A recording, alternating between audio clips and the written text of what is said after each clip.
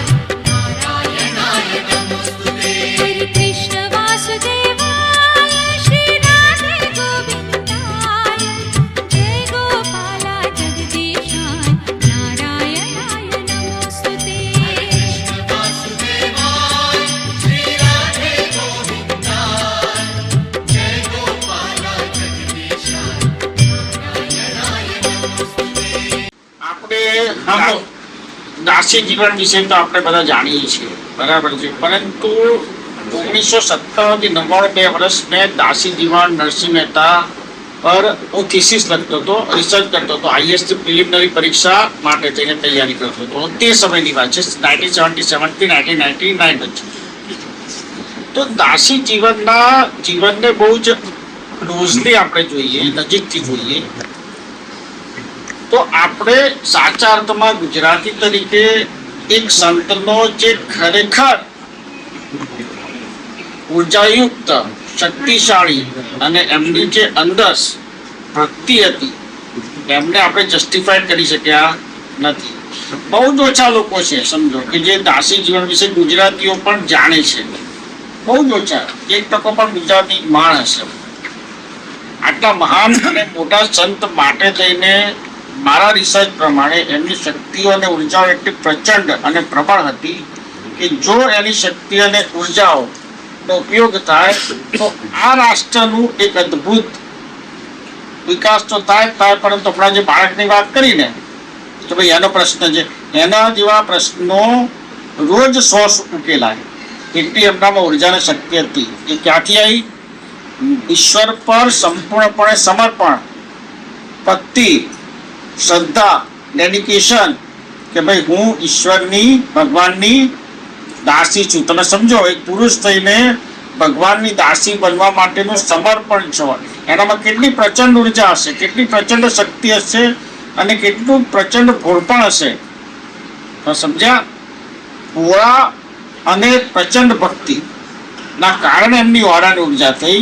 દરુક સાહેબનું ચોક્કસ કહીશ કે એવું મોટું મંદિર બનવું જોઈએ કે લાખો લોકો દુનિયાભરમાંથી દર્શનાર્થે આવે અને એમની જે ઉર્જા શક્તિમાં આપણે એવા પ્રાણ પૂરીએ એમની મૂર્તિમાં કે લાખો વર્ષ સુધી, યુગો સુધી લોકોનું કલ્યાણ થાય. નાના મોટા ઘરના જીવનના જે પ્રશ્નો છે એમના દર્શન માત્રથી દૂર થઈ શકે. આજે શિરડી જુઓ કે અલગ અલગ જગ્યાએ જુઓ, બગદાણામાં જુઓ, આપણે કાઠિયાવાડમાં, બરાબર છે, તો એ એમના કરતા પણ અથવા તો એમના સમકાલીન તો ના કહીએ પરંતુ એમના જેવા સક્ષમ સંત દાસી જીવન હતા. પરંતુ આજે એનું મંદિર બનવું જોઈએ, બહુ જ મોટું મંદિર, દર્શનાર્થે લોકો આવવા જોઈએ. હું 1000% બહુ જ વિશ્વાસ સાથે અને સમજણ સાથે કહું છું કે જ્યારે એ મંદિર બનાવશે ને એમાં હું કહું છું પ્રમાણે મૂર્તિમાં પ્રાણ પ્રતિષ્ઠા થાય તો લોકોના જીવનનું કલ્યાણ માત્ર દર્શન કરવાથી થાય.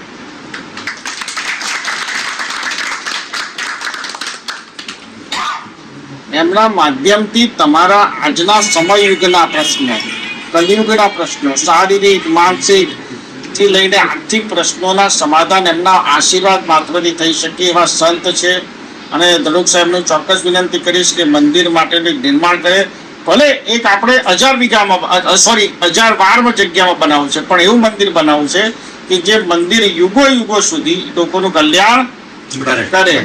અને 41 ઇંચની મૂર્તિ બનાવવાની, પ્રતિમાજી એમની, અને એ મંદિરનું નિર્માણ થવું જોઈએ. આજે બધા ભક્તો આપણે બેઠા છીએ, બરાબર છે, અમને યાદ કરીએ છીએ, પણ આવનારા 100 વર્ષ પછી આજનો જે મોબાઈલ યુગ છે, આજની જે જેનજી છે, યંગ જનરેશન છે, એ સમય બિલીવ કરે છે મિરેકલમાં કે ભાઈ હું જોઉં તો માનું. તમે ગમે તેટલી મોટી વાત કરો કે ના ભાઈ હું તો અનુભવું તો માનું, હું જોઉં તો માનું, તમે કહો એમ ચલાવી લઉં. આજના 25 વર્ષના છોકરાઓ આ વાત કહે છે. તો એનું આપણે શું શ્રેષ્ઠ ઉદાહરણ આપ્યું છે કે આપણી સામે એવું કોણ ઉદાહરણ છે? તો દાસી જીવન ઉદાહરણ છે. આપણી નજીક, આપણી સમક્ષ, આપણી સામે, અને છતાં પણ ગુજરાતભર સુધી પણ દાસી જીવનનું નામ પહોંચ્યું નથી. તો વિચાર કરો, 10 ગુજરાતીઓને પૂછો તો 8 લોકોને ખબર નથી. બરાબર છે. 5.5-6 કરોડની વસ્તી વાળું ગુજરાત જે છે એના દર્શન કરવા માટે, દાસી જીવનના દર્શન કરવા 100 કરોડ નહીં, 800 કરોડમાંથી 100 કરોડ લોકો આવતા થાય ને એવી મારી ભાવના. મેં પહેલા દિવસે ધનુક સાહેબનું જ્યારે રાજકોટમાં મળે તો ત્યારે મેં વિગતવાર વાત રજૂ કરી કે આજે આપણી સમજ પર વાત રજૂ કરું છું અને બધા ભેગા થઈને કરીશું એટલે અદભુત રીતે થઈ જશે ને. ધનુક સાહેબ છે, બધા છે જોડે સહયોગ જોઈએ અને થતું જાય. એમાં કઈ બહુ મોટો વિષય ધનુક સાહેબ છે દાસી જીવન મંદિર બનાવવું એ કોઈ બહુ મોટો વિષય એવા સંતની ગુણગાથા કરતા એમના ચમત્કાર લોકો સુધી પહોંચશે ને. હવે લોકોને કોઈ ગુણગાન કરતા સોલ્યુશન જોઈએ છે, પ્રોબ્લેમ સોલ્વ થવો જોઈએ. દર્શન કરવા ગયા સોલ્વ થઈ ગયું, બસ જય જયકાર.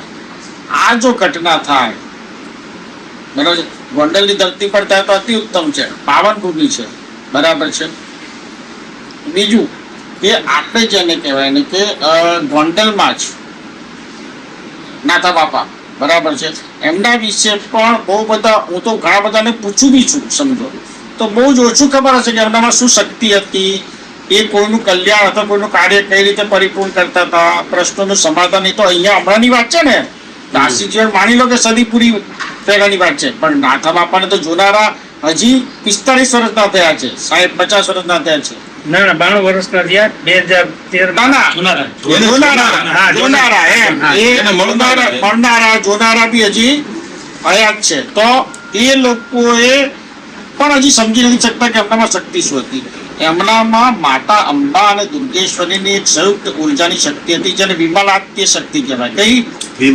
એ જન્મના પુણ્યથી મળે. એ કોઈને કહી દે ને કે ભાઈ ઈજાદ થઈ જશે રમેશ, તો થઈ જાય. અને એ થતું હતું, એવું નહીં. તડુક સાહેબ ને બીજા ઘણા બધા એવા છે, પણ 90% ગોંડલ બહારની વાત તો છોડી દો, 90% ગોંડલને નાથા બાપાની શક્તિઓને પરચાથી પરિચિત જ નથી. ખોટી વાત કહું છું તડુક સાહેબ? બહુ સાચી વાત છે. એ સાયલેન્ટ હતા, કોઈ પ્રચાર પ્રસારમાં માનતા જ નહીં. પણ છતાં આપણે ઓળખી ના શક્યા, સમજી ના શક્યા. તમારી નજીક જ છે, કેટલું 500 મીટર બી નહીં થતું.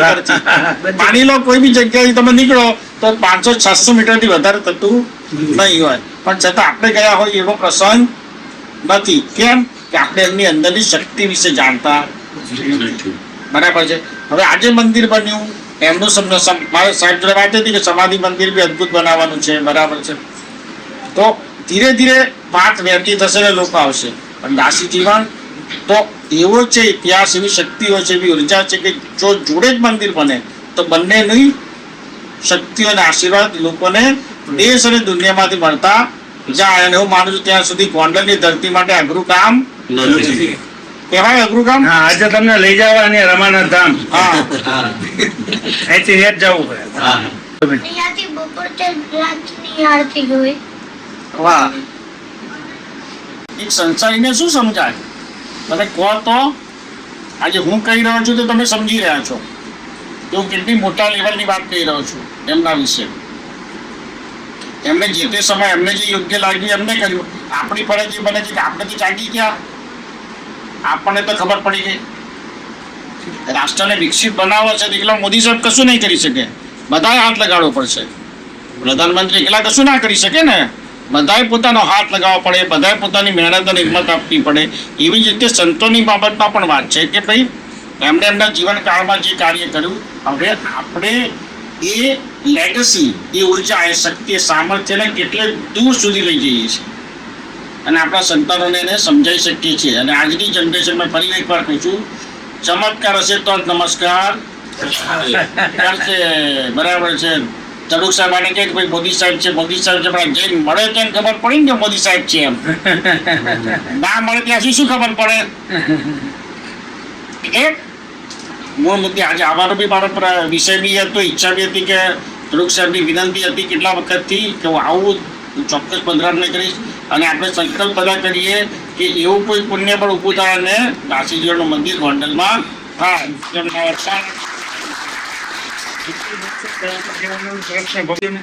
મંત્ર થેરાપી દરબાર મારો એવો પ્રકલ્પ છે કે લોકોના શારીરિક, આર્થિક, શારીરિક, માનસિક પ્રશ્ન એમના શહેર, એમના ગામ, એમના તાલુકામાં જઈને સોલ્વ થાય. એટલે મેં મંત્ર થેરાપી દરબારનો પ્રકલ્પ કર્યો છે. બહુ જ બધા લોકો એવા હોય છે કે જેની પાસે આર્થિક સમૃદ્ધિ નથી અને આર્થિક સમૃદ્ધ થવું છે, કોઈની પાસે શારીરિક તકલીફો છે, માનસિક પીડાઓ છે, સામાજિક પ્રશ્નો છે. મારા મંત્ર થેરાપી દરબારનો મેં સંકલ્પ એ રીતે કર્યો હતો કે મેં એક સંતને વચન આપ્યું કે જ્યારે મારા 100 થી વધારે ફોલોવર થશે, કેટલા? 100, એ વખતે હું દેશ અને દુનિયામાં સામે ચડીને લોકોના નિઃશુલ્ક પ્રશ્નો સમાધાન કરવા માટે જઈશ. અને એના માટે મારે જે કંઈ બી યથાશક્તિ કરવું પડશે, મારી પૂરી તાકાત લગાવીને એ કરીશ. આજે મારા દુનિયાભરમાં 3 લાખથી વધુ ફોલોવર જે સીધા જોડાયેલા છે, એ સિવાય જે મને નથી મળ્યા છતાં પણ મને ફોલો કરે છે ઓમકાર ચાલીસાથી, મંત્રોથી, મારા રચિત કરેલા મંત્ર શક્તિપાતથી એની સંખ્યા 40 લાખથી વધારે જે છે દુનિયાભરમાં.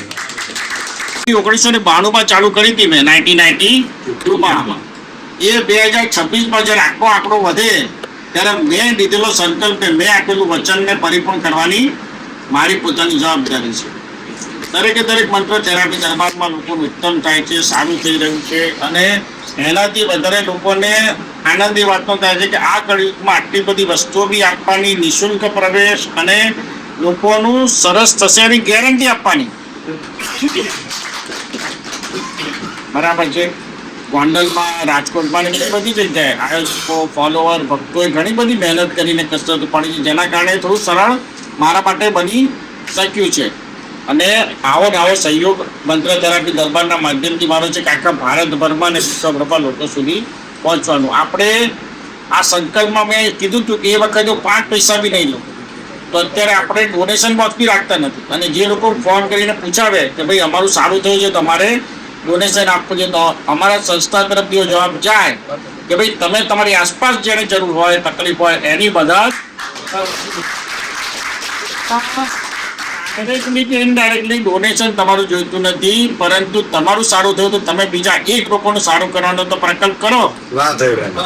થાય કે ના થાય? અને આપણી આજુબાજુ જ આપણને એક જણ તો મળે કે ના મળે? અને એ સંકલ્પ સાથે મંત્ર થેરાપી દરબાર શરૂ કર્યો છે. બીજું કે આત્મહત્યા લોકો અત્યારની યંગ જનરેશન કરી રહી છે. આજની યંગ જનરેશન જેને કહે કે ખોટી દિશામાં જઈ રહી છે, બરાબર છે, એ લોકોને સમજાવવા માટે પણ મંત્ર થેરાપી દરબારના માધ્યમથી મેં ઘણા બધા મંત્રો અને મંત્ર શક્તિપાત આપું છું, જેથી લોકોના મગજમાં વિચાર પણ આવતા હોય તો મારે આ જીવન ટૂંકાવી નાખવું છે, તકલીફો બહુ છે, પીડા બહુ છે. પીડા દૂર થશે ત્યારે મરવાનો વિચાર આવશે નહીં. એટલે પીડા દૂર થાય અને આત્મહત્યાનો વિચાર ટળે એ પણ મોટું વિઝન છે.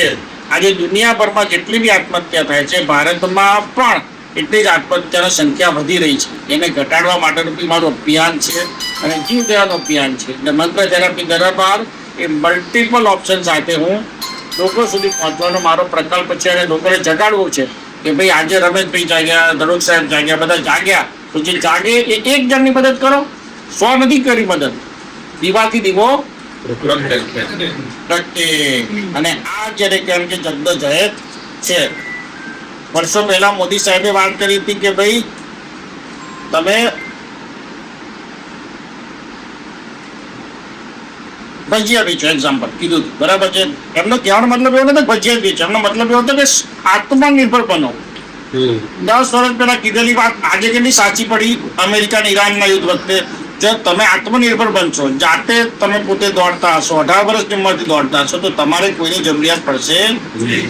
આજે ઘરમાં એક વ્યક્તિ કમાતા હોય, 4 વ્યક્તિ ખાતા હોય, જ્યારે 3 કમાવું જોઈએ તો દેશ વિકસિત થશે ને, રાષ્ટ્ર વિકસિત થશે, તો ઇકોનોમીનું ચક્ર ફરશે. તો આવા બધા મુદ્દાઓ મંત્ર થેરાપી દરબારમાં ઉઠાવતો રહું છું અને લોકોને જગાડવાનો હું પ્રયત્ન કરું છું કે તમે સ્વયં સેલ્ફ અવેરનેસ નહીં આવે, આત્મ જાગૃતિ નહીં આવે ત્યાં સુધી તમારો ઘરનો વિકાસ થશે, ના તમારા મનનો વિકાસ થશે, ના આત્માનો વિકાસ થશે, ના રાષ્ટ્રનો પણ વિકાસ થશે. તમારે બધો વિકાસ કરવો હોય તો તમારી જાગૃતિ જરૂરી છે. મંત્ર થેરાપી દરબાર એટલા જ માટે નિઃશુલ્ક અને લોકોને પ્રેરણાત્મક મળે, લોકો મોટિવેટ થાય, લોકો જાગૃત થાય. બહુ પ્રયત્ન, ગોંડલમાં બહુ અદભુત પ્રતિસાદ હતો. મારી ધારણા હતી કે બધી સીટો ભરાઈ જવી. 544 સીટો છે ગોંડલના, હા, ભગતસિંહજી હોલમાં, તો બધી ભરાવી જવી એ અદભુત ઘટના છે ને. બીજી વાત હું બધાને એ બી કહું છું કે તમે જે ઈષ્ટદેવને માનતા હોય, કુળદેવીને માનતા હોય, તમે જેને માનતા હોય એને જ માનો, મને માનવાની જરૂર. તમે મને મંત્ર થેરાપિસ્ટ તરીકે જુઓ કે ભાઈ ગુરુજીએ દવા આપી, મને સોલ્યુશન થઈ ગયું, બસ.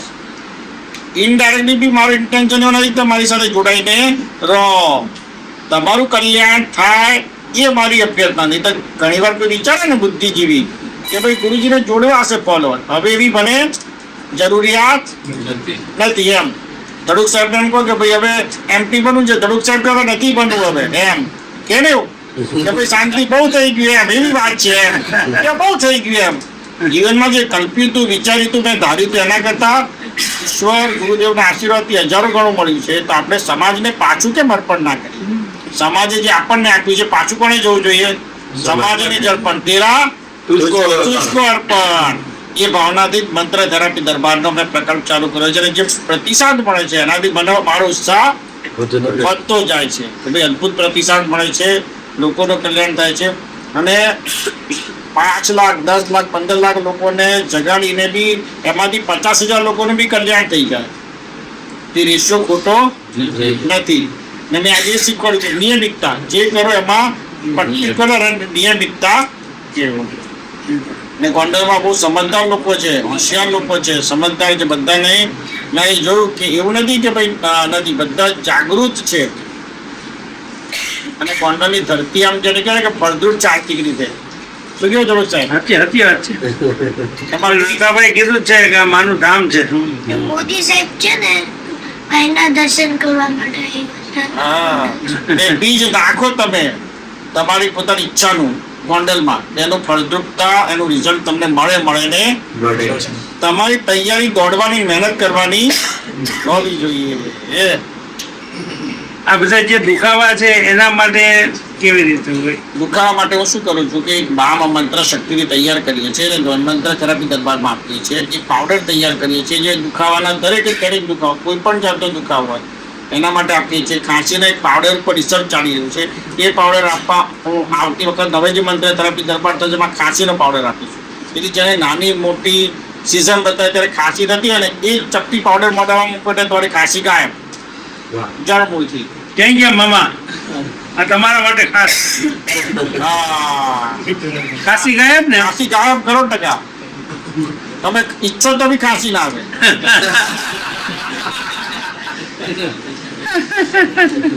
એટલે દરેક વખતે આ વખતે જે મેં એક યંત્ર આપ્યું છે કે આજના કળિયુગને ચક્ર બનાવી નાખ્યું બધાને. ને એની અંદર તમારે મનોકામના કરી ચિઠ્ઠી મૂકવાની કે આ કાર્ય હું કરું કે ના કરું. તો જવાબ આવ્યો હા તો આંખ બંધ કરીને કરવાનું, અને જવાબ આવ્યો ના તો છોડી દેવાનું. હા, બરોબર. એટલું તૈયાર કરીને આપ્યું છે. બોલો, ચિઠ્ઠી ખાલી ઘરની બનાવવાની છે.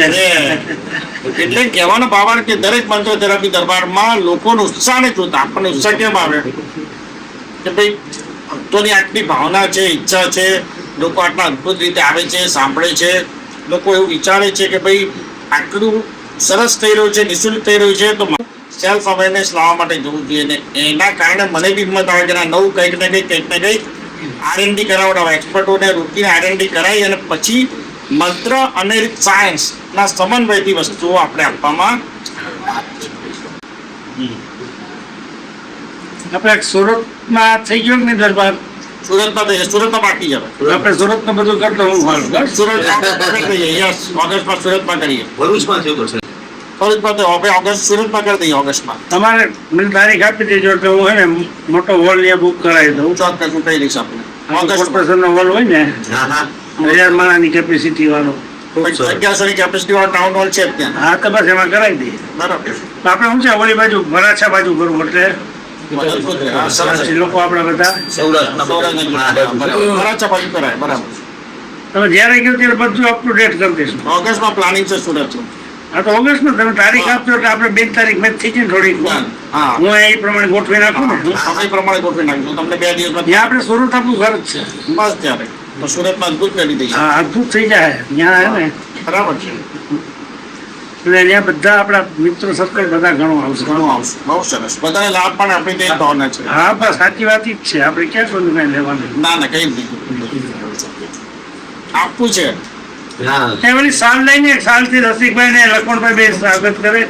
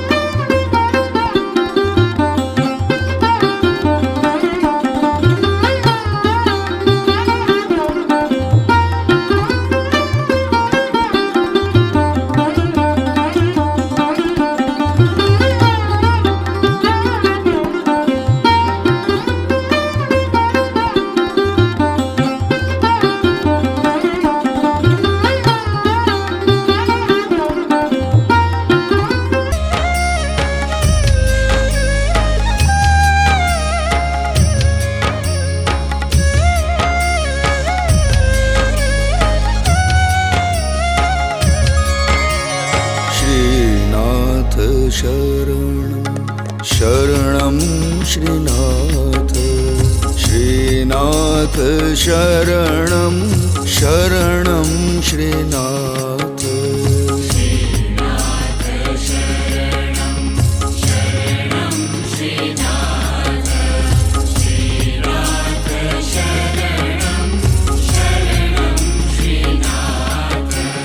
श्रीनाथ शरणं शरणं श्रीनाथ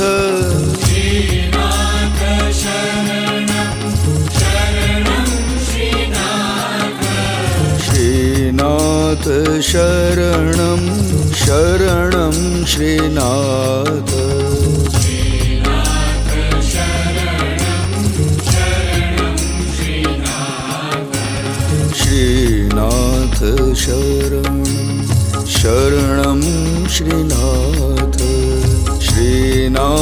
शरणं शरणं श्रीनाथ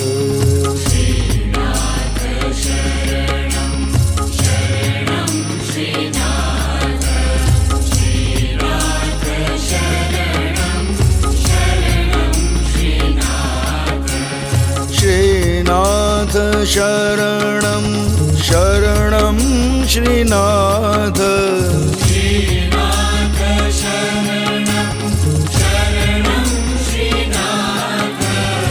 श्रीनाथ शरणं शरणं श्रीनाथ श्रीनाथ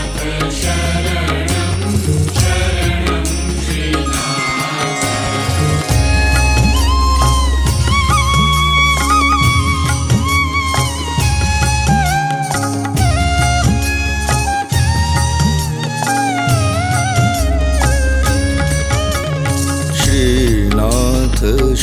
श्रीनाथ श्रीनाथ शरणं शरणं श्रीनाथ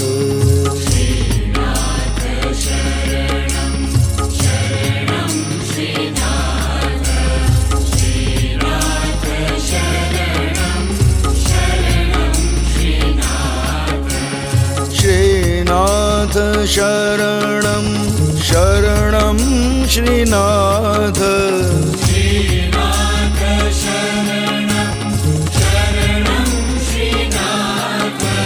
श्रीनाथ शरणं शरणं श्रीनाथ श्रीनाथ शरणं शरणं श्रीनाथ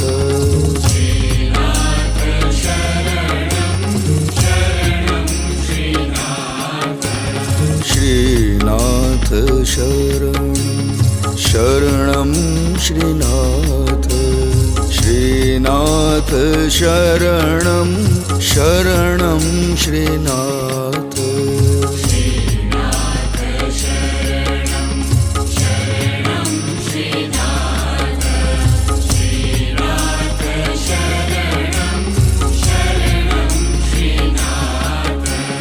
श्रीनाथ शरणं शरणं श्रीनाथ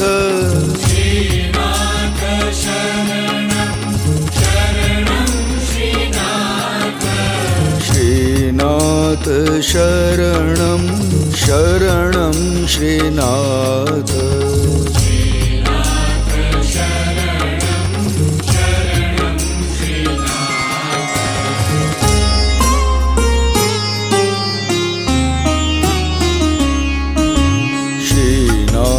शरणं शरणं श्रीनाथ श्रीनाथ शरणं शरणं श्रीनाथ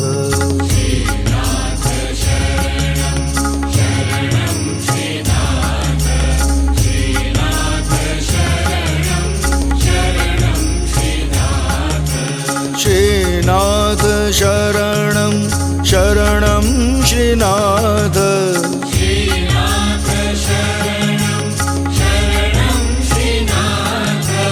श्रीनाथ शरणं शरणं श्रीनाथ